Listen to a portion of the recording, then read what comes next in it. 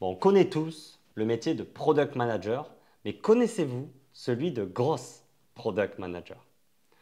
Donc, le métier de Product Manager est de plus en plus populaire dans notre écosystème, mais le Product Management n'est pas vraiment un métier. C'est plutôt un scope ou une discipline ou même un département. C'est comme parler de sales.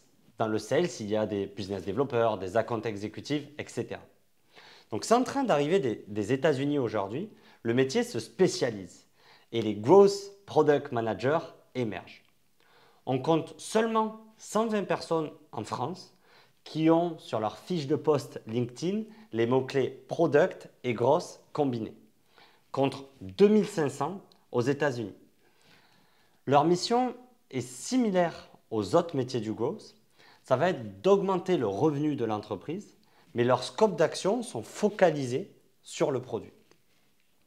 Donc ils vont améliorer ou optimiser le produit pour booster l'usage ou le revenu de celle-ci. Vous allez me dire que c'est un sujet de niche. Alors oui, seules les entreprises ayant un logiciel ou une application mobile vont recruter des profils de Gross Product Manager. Ce sont aussi des entreprises d'une certaine taille, ayant déjà une équipe produit en place. Rentrons un peu plus dans le quotidien d'un Product Manager. La majorité des missions se regroupent autour de 4 piliers. La première partie va être de définir et développer une stratégie growth au sein du produit, construire la roadmap, planifier les développements de features. La deuxième partie va être d'analyser les données, comprendre le funnel et réaliser des user research.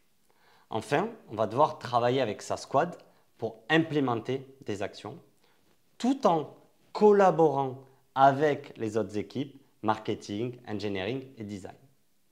Vous allez me dire, quelle est la différence avec les autres product managers? Souvent, un growth product manager, il est beaucoup plus orienté sur les sujets data.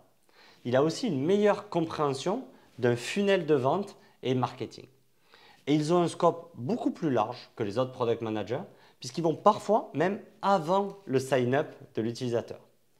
Si vous voulez aller plus loin sur le sujet, je vous invite à creuser le Product-Led Growth, cette nouvelle tendance d'entreprise qui investissent majoritairement plus dans la viralité de leurs produits que dans leur force commerciale.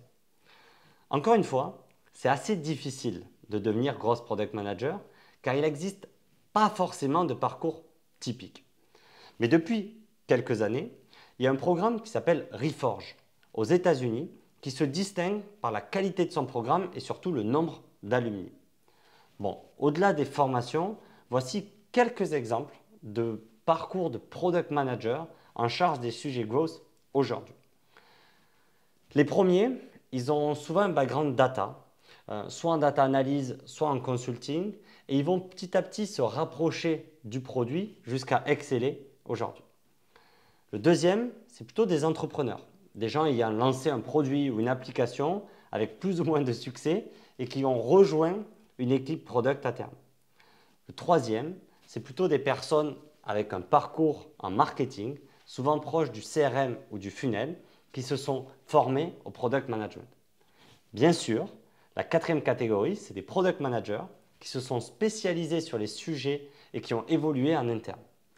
Il est encore trop difficile aujourd'hui d'avoir un comparatif des salaires dans cette spécialité, mais c'est assez semblable au salaire aujourd'hui d'un product manager observé dans l'écosystème.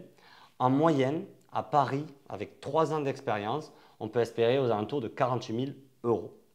Avec l'essor du product-led growth dans notre écosystème, je suis persuadé que l'année prochaine, il y aura bien plus que 120 grosses product managers en France. Et pourquoi pas toi?